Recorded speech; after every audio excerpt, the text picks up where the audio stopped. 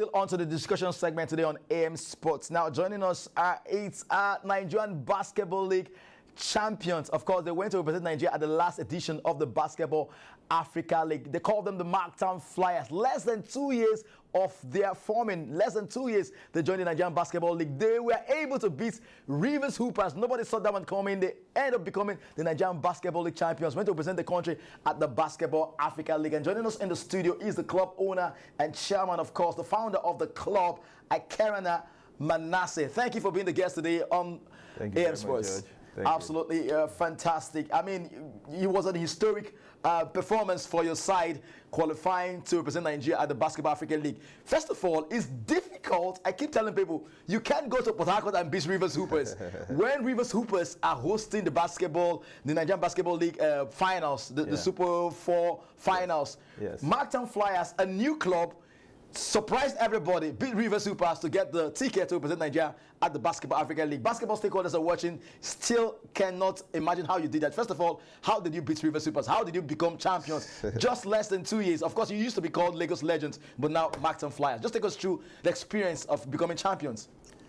Well, thank you, George. Good morning. So, like you rightly said, not even 2 years. Yeah. We bought the team. I bought the team in August of last year. Okay. And the league started the same August. Yeah. You know, I bought it at the beginning of August, started at the end of August. So within this little time we had, you know, it was tough to be able to put up a team to compete. But you know, when you have grace and if things are supposed to happen the way they're supposed to happen, then that's just, you know, you don't have any explanation. But yeah, we did have, before that, we had an academy. I had some kids that I have in my academy, all of them which were under 18 years of age. And, you know, when we got the team, we promoted seven of our guys into the main team. And then, you know, because I used to play here, I played in the league, made some friends. I called up my old friends, and you know, they said, "Oh, why not? You know, we'll come." Yeah, so that's how we were able to do that. You know, like you rightly said, it was hard. You know, going to Port Harcourt, beat them in the final 8, beat them in the final 4. Wow, it's not a fluke then. No, it wasn't a fluke. All in Port Harcourt, but it was, yeah, it was a great experience. I can't tell you how we did it. I mean, I'm from Port Harcourt, so I can't imagine you going to beat Rivers Hoopers. It's a very difficult terrain altogether. But I mean, what has been the experience for you guys? It's been great. It's been short, but great. You know, I can't even explain this past how many months. August, we in June right now, so it's about like 10 months. Yeah. It's been nothing sort of joy and overwhelming. You know, it's just unfamiliar territory. Yeah. You know? So let me come back to your academy. I know most of the club sites, I mean, before they, you know, execute the league, they come to buy a lot of players. You know, see a lot of Rivers Hoopers, Gombe Bulls moving from one other club to another every season. But your players seem to be new kids on the block, and for you to become champions, that means there's some fundamental things you've absolutely gotten right. Yeah, absolutely. So I actually started my academy in 2023. Okay. You know, so during this time, you know, we were looking for young kids who had the talent. Obviously, you know, I used to be here, and I moved, went to school in America, and I live in America now. So that was something I wanted to do, come back, hold the door open, be able to help these kids who are coming behind, you know, us who have the talent. Yeah. You know, I've been able to, you know, transition from here to America to school to play basketball. And so I've made a good amount of connection, and I know how the process works. So I came back. I said, you should have some pretty good coaches, though. I do. Matter of fact, I have one of the, if not the best young coach in the country. Okay. And it would not surprise you to say to tell you that he's the only coach who's beaten Coach Ogo. Oh, wow. In the past, Ogo is the most experienced Nigerian basketball coach. I think in the past 6 years, he's the only coach who's beaten him 3 times. Oh, amazing. And Ogo is a national coach. He's a national coach, yes. And he's coaching overseas right now. Exactly. So let's go to Basketball Africa League now. Your first match, debut, it was a debut performance, and of course, it's still a learning curve and an experience for you side. Your first match, you beat a club from Côte d'Ivoire. I mean, that was amazing. That was the match right there. I mean, a lot of people didn't even see that coming. They thought that you're just going to be chanced all over the place. But talk about the experience playing at the Basketball Africa League and the first match. I mean, you got a victory in your first match. Yes. So I know a lot of people.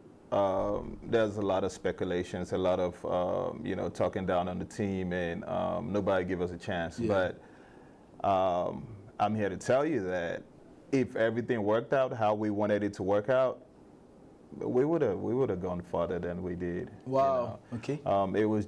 It was not a fluke. You see the caliber of players we had. Yeah. Former G League players. Former NBA players. Yeah. Guys who are very good at the basketball and play overseas with lots of experience. Yeah. Even the young guys we took. Yeah. Even the home guys we took. So, but we had two of our top players, both 7-footers. Oh, yeah. Like you. Yeah, I mean, I'm 6'7", but wow. you can imagine a 7-footer. Yeah, two of them. One, he's from DR Congo. He had visa issues. Oh, okay. And then the other one, Ike, he's a 7-footer. He is in the NBA Academy. Okay. So 3 days before the tournament, he signed with a college in America. Oh, okay. He's going to Georgia, Ike Ogona. So, the college said, "No, we're not gonna risk it." Okay. So that changed a lot of things. Okay. This was literally 3 days before we got to Morocco. Yeah. Oh, wow. So if we had those two guys, we probably would have been in the top. That means you really had a structure, you had a plan already for this Basketball Africa League. Yeah, so we put in everything. Yeah, that's great. So let me look at some policies, patterns like Kwara Falcons, River Supers. When they go to the Basketball Africa League, they, so to speak, kind of change their whole team. But you still got some of your players, to be part of the team. Because whether you like it or not, the Basketball Africa League is a different ball game. It's a different quality of basketball altogether from Nigerian basketball. But you did so much to encourage the players that helped you qualify for the competition. Absolutely. I was supposed to take, we were going to take 7 of our guys. Wow. To the tournament, but that's a tough decision.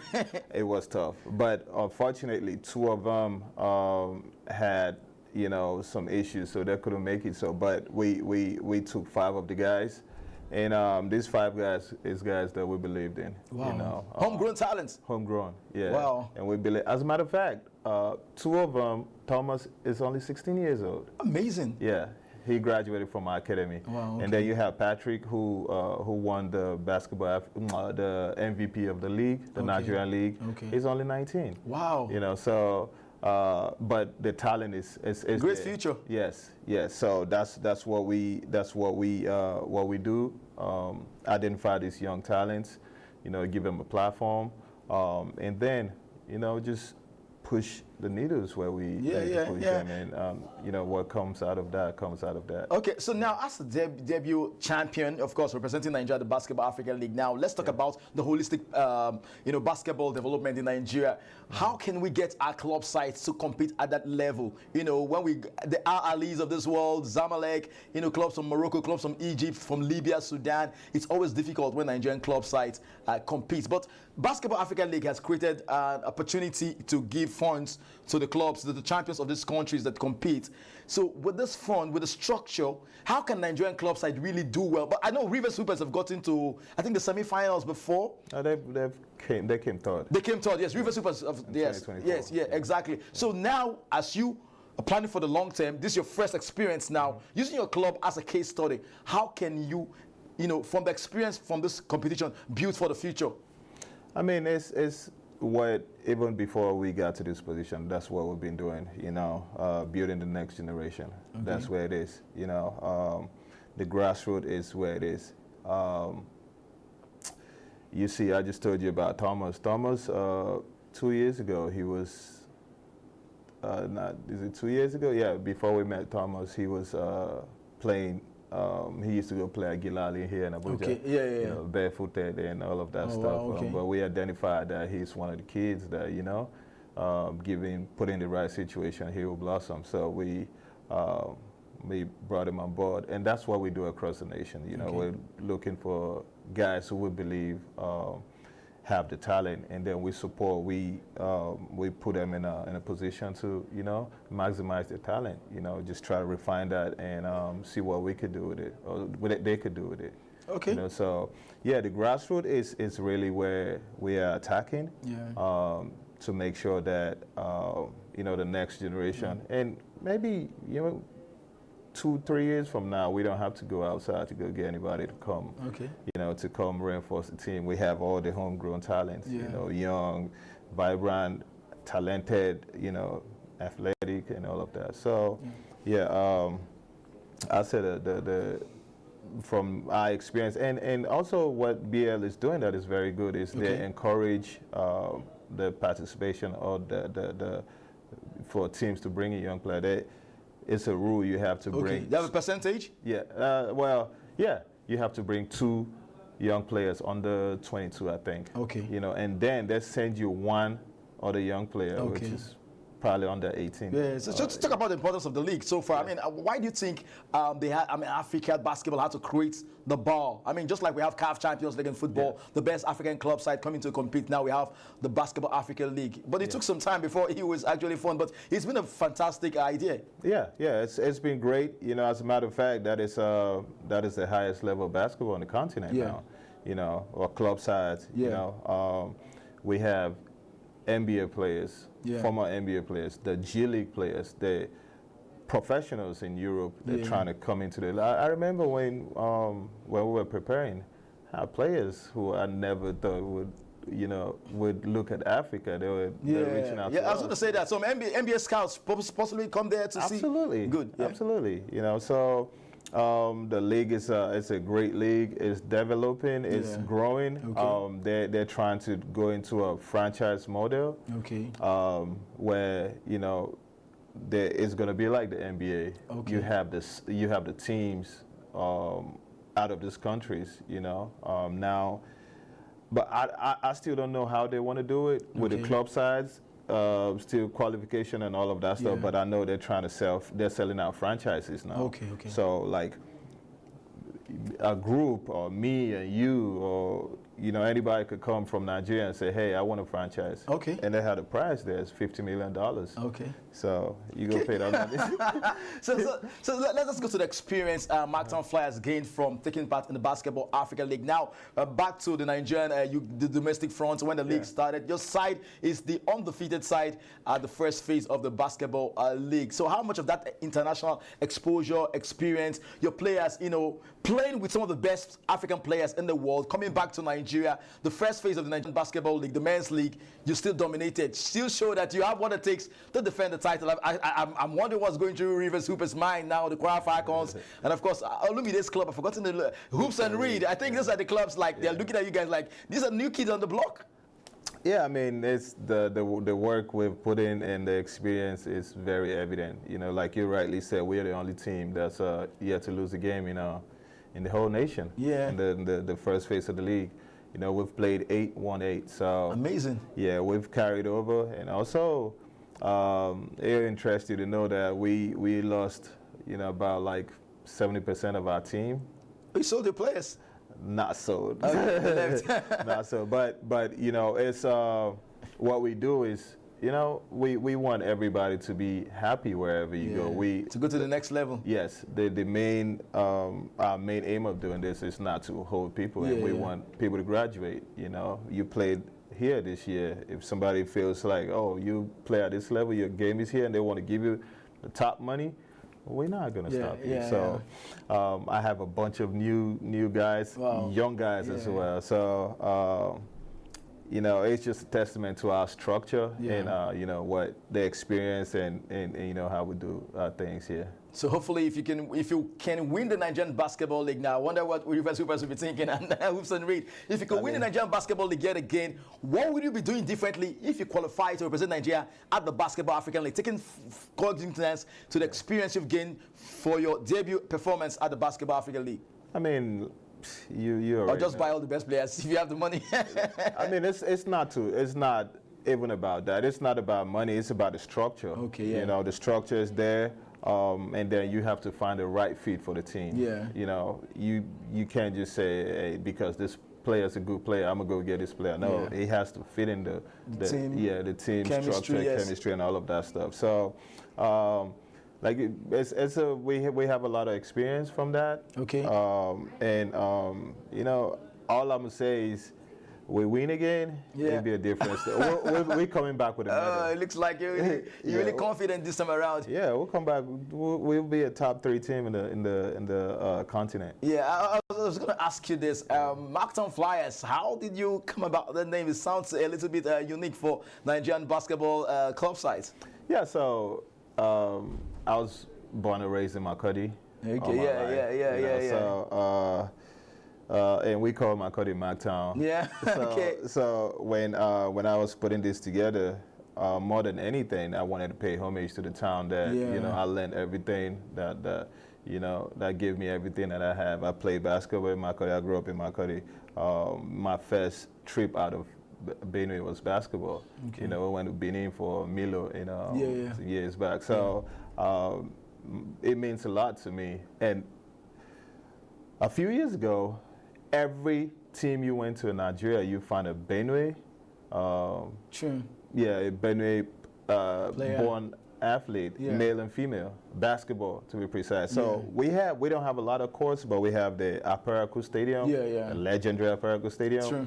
That's where we all grew up. You know, that's where some of the best talents out of Nigeria came from. So it was important for me to, you know, go back home and, you know, pay homage to that little town, that little city. You know, and you know, when we won the league, it was big for the city too, because you know, of course, we have Lobby Stars, we have we used to have BCC Lions, where you have those football teams, but they've never won a league in a league title, and that's what was going on in the city. So that meant a lot for the city, and you know, it just gives, you know, the name a little more prestige. Flyers to it. Yeah. So winning the league and going to represent Nigeria at the Basketball Africa League, how much does that fall into place in your short-term and long-term goals? Like you said, the club is less than 2 years in the Nigerian Basketball League. Less than 1 year. Yeah. So, but how much have you achieved or trying to get to your long-term and short-term goals in terms of how fast that was for you winning the league and the goal? Of course, did you ever envisage that you'd be taking part in the Basketball Africa League representing a big country like Nigeria? I actually did. You know, in 2024, before I even got a team, I just had the academy there. In 2024, I took a trip to the Basketball Africa League finals in Rwanda. Okay. In 2024, Rivers Hoopers. That's the one. Rivers Hoopers came third. Yeah. I just went there to go watch it, you know, and I was sitting there. I remember the one of my good friends, Rashid Bello. He's from Kwara, and he's one of he's a legend in Kwara Falcons. You know, one of the I think the board members of the association, he was there too. Okay. You know, and I told him casually, I said, hey, this is a 5-year plan for me. Wow. You know, so we talked about it. He was like, yeah, that's doable. You know, and I wasn't even in the league. And there was a plan to play in the league, but not soon. But then last year when Lagos Legends was up for sale, and you know, I spoke to the owner, he said, no, you can have it. You know, so we did a deal, and then like I said, it was 3 weeks before that I got the team and the league started. So